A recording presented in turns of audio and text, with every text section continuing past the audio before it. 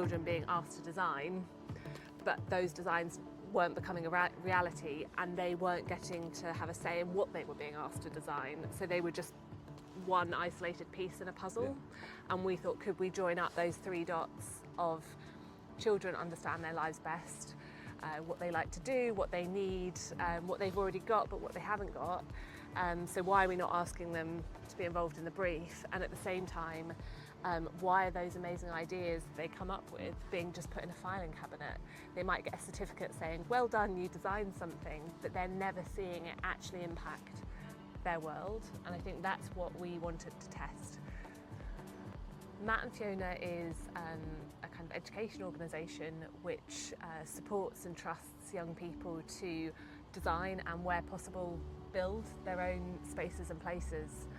And in doing so, we think that creates a world that's much more representative of the people in it. We started that journey, I guess, from a mutual interest in I think, wanting to hear the voices of young people. I think those moments of the absolutely amazing originality and of critical thinking that young people have through their lived experience, which is less inherently than adults. How valuable that is when we're working with those external partners, when those architects come into the room, when those transport consultants come into the room. And I remember we're working on this really amazing new community with very radical shift in transport policy, trying to reduce car usage quite massively. And the transport consultant goes, and it's going to be perfect. There's going to be this, it will be zero car in year 10, and they took us through this vision of the transport strategy, which is about silos of parking, and then you take this bus, this rapid transport, and then you can all pick up your buggies and your bikes. And the young person in the room said, well, how's that possible? It's like no one below 16 is allowed to use those now, and I can't see that changing. And the transport consultant was like, oh, someone had spent a lot of time thinking about this, had completely missed the picture.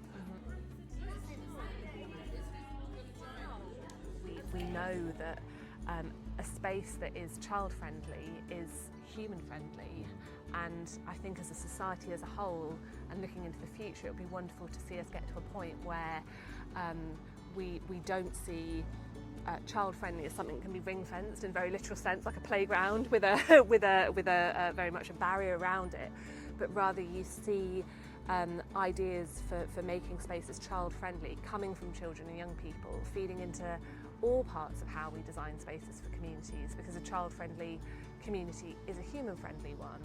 And that's definitely, there are enlightened figures who are getting that, but we need that understanding to kind of push so much further.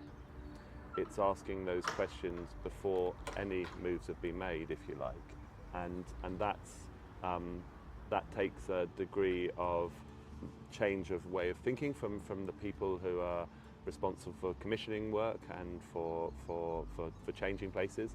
But actually, I think the dividends of bringing that voice in, and that could be extended to all the community. It's not just exclusive to young people, but I think that's particular to what we do at the moment. As we get older, we can become more risk averse and more fearful of change. And there can be some positives in that. There can be a huge number of negatives. And at a time when the world is facing and always is facing unprecedented challenges, we need people who are able to think from first principles and get excited by ideas in the imagination, and embrace possibility of change.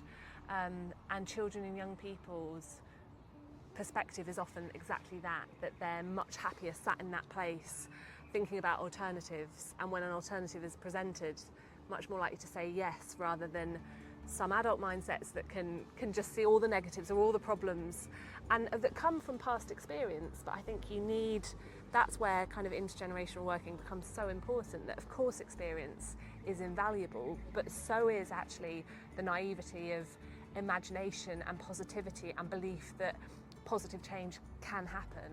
And so if you can bring those two things together, that's where I think we see the magic happening.